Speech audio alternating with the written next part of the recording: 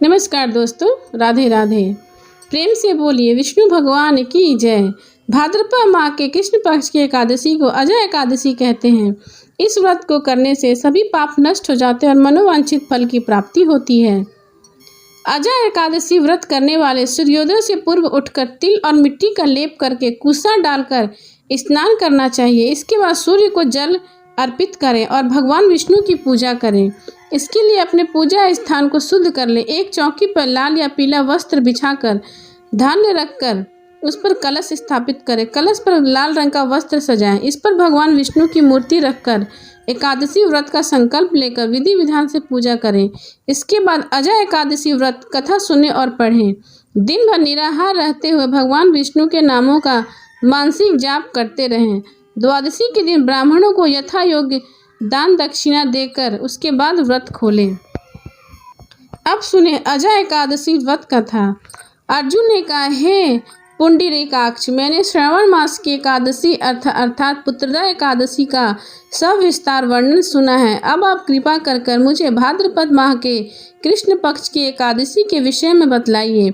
इस एकादशी का क्या नाम है तथा इसके व्रत का क्या विधान है? इसका व्रत करने से किस फल की प्राप्ति होती है? श्री कृष्ण ने कहा, हे कुंती पुत्र, भाद्रपद माह के कृष्ण पक्ष की एकादशी को अजय एकादशी कहते हैं। इसका व्रत करने से सभी पाप नष्ट हो जाते हैं। इस लोक को और परलोक की मदद करने वाली इस एकादशी व्रत के समान संसार में दूसरा कोई व्रत नहीं है। अब ध्यान पूर्वक इस एकादशी का महात्म श्रवण करो। पौराणिक काल में भगवान श्री राम के वंश में अयोध्या नगरी में एक चक्रवर्ती राजा हरिश्चंद्र नाम के राजा हुए। राजा अपनी सत्यनिष्ठा और ईमानदारी के लिए बहुत प्रसिद्ध थे। एक बार देवताओं ने इनकी परीक्षा लेने की योजना बनाई। राजा ने स्वप्न में देखा कि ऋषि विश्वामित्र को उन्होंने अपना राजपाट सब दान कर दिया। सुबह विश्वामित्र वास्तव में उनके द्वार पर आकर कहने लगे, तुमने स्वप्न में मुझे अपना राज दान कर दिया है। राजा ने सत्यनिष्ठ व्रत का पालन करते हुए संपूर्ण राज्य विश्वामित्र को सौंप दिया।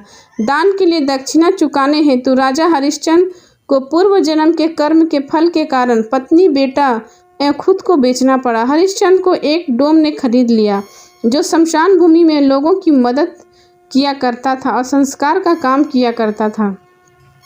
स्वयं एक चंडाल का दास बन गया। उसने उस चंडाल के यहाँ कफन लेने का काम किया, किंतु उसने इस आपत्ति के काम में भी सत्य के साथ नहीं छोड़ा। जब इसी प्रकार उसे कई वर्ष बीत गए तो उसे अपने इस नीच कर्म पर बड़ा दुख हुआ और वह उससे मुक्ति पाने के लिए उपाय खोजने लगा। वह सदैव उसी चिंता में रहने लगे कि क्या करूं, किस प्रकार इस नीच कर्म से मुक्ति पाऊं। एक बार की बात है, वह इसी चिंता में बैठे हुए थे। गौतम ऋषि उसके पास पहुंचे। हरिश्चंद्र ने उन्हें प्रणाम किया और अपनी दुख भरी कथा उन्हें सुनाने लगे। राजा हरिश्चंद्र ने दुख भरी कहानी सुनकर महर्षि गौतम भी अत्यंत दुखी हुए और उन्होंने राजा से कहा, हे राजन, भादो माह के कृष्ण पक्ष की एकादशी का नाम अजय है। तुम उस एकादशी का विधान पूर्वक व्रत करो तथा रात्रि में जागरण करो। इससे तुम्हारे सभी पाप नष्ट हो जाएंगे।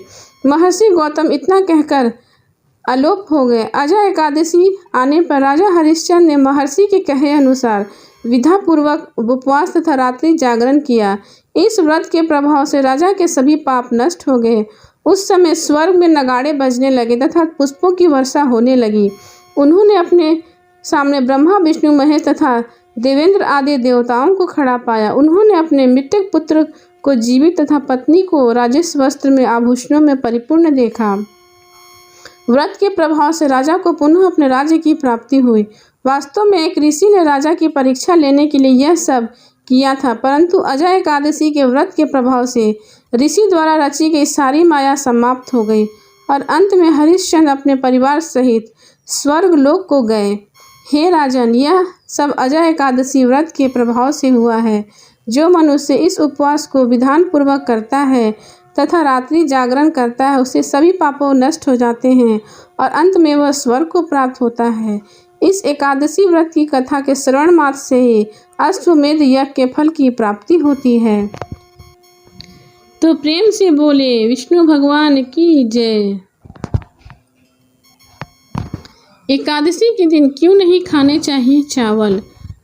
एकादशी के दिन चावल खाने से प्राणी रेंगने वाला जीव की योनि प्राप्त होता है, किंतु द्वादशी को चावल खाने से इस योनि से मुक्ति मिल जाती है। कथा के अनुसार माता शक्ति के क्रोध से बचने के लिए महर्षि मेधा ने शरीर का त्याग कर दिया और उनका अंश पृथ्वी में समा गया।